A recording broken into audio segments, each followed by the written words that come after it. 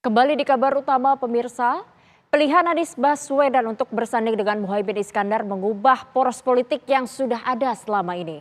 Perubahan-perubahan terjadi seiring dengan merapatnya PKB ke kubu Anies dan hengkangnya Demokrat dari koalisi.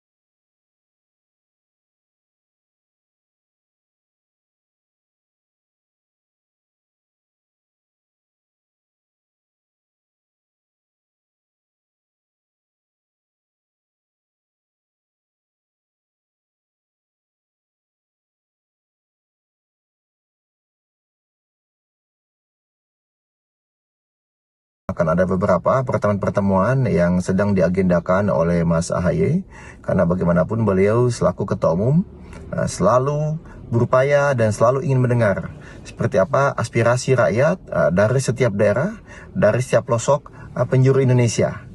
Karena itu tentunya akan ada pertemuan ya. Pertama akan ada pertemuan dengan para pengurus di tingkat pusat. Ini rencananya besok akan diadakan di hari Senin ya, tanggal 4 September.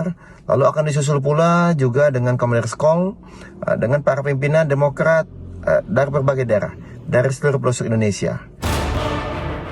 Hengkang dari Koalisi Perubahan untuk Persatuan. Pintu koalisi lain terbuka untuk Partai Demokrat. Partai Gerindra, mantan rekan sekoalisi PKB di Koalisi Kebangkitan Indonesia Raya, membuka peluang Demokrat merapat. Tentu kita memahami kondisi Partai Demokrat yang lagi melakukan konsolidasi nasional. Tentu kita hormati itu dulu. Yang pasti tentu kami siap bekerja sama dengan seluruh kekuatan politik yang ada membangun Indonesia, melanjutkan pemerintahan politik. Sudah diketok belum pintunya sama Demokrat? Sudah, biarkan dulu Demokrat melakukan konsolidasi internal. Kita hormatilah proses yang berlaku di Demokrat. Yang jelas Gerindra terbuka bekerja sama dengan seluruh partai. Hal senada diungkap Ketua DPP PDI Perjuangan, Puan Maharani. Puan menyebut partainya selama ini selalu berkomunikasi dengan Partai Demokrat. Ia menyebut koalisi dengan Partai Demokrat bisa saja terjadi. Terus bagaimana Demokrat bergabung PDIP gimana Bu? Ya mungkin saja kita lihat nanti. Tidak komunikasi. Ibunya kasih ya. Sementara itu, pakar politik Adi Prayitno mengatakan Partai Demokrat hanya memiliki dua opsi. Bergabung dengan poros koalisi Partai Gerindra atau dengan poros koalisi PDI Perjuangan. Opsi politik bergabung Partai Demokrat itu hanya tinggal dua, bergabung dengan Prabowo Subianto ataukah bergabung dengan Ganjar Pranowo. Saya kira dua figur ini memiliki elektabilitas yang relatif sangat kompetitif. 2-3 bulan yang lalu misalnya kita melihat bagaimana elektabilitas Prabowo Subianto sempat mengungguli Ganjar Pranowo. Tapi mulai Agustus, tapi mulai Juli, kita bisa menyaksikan secara signifikan bagaimana Ganjar Pranowo itu relatif lebih unggul jika dibandingkan dengan Prabowo Subianto.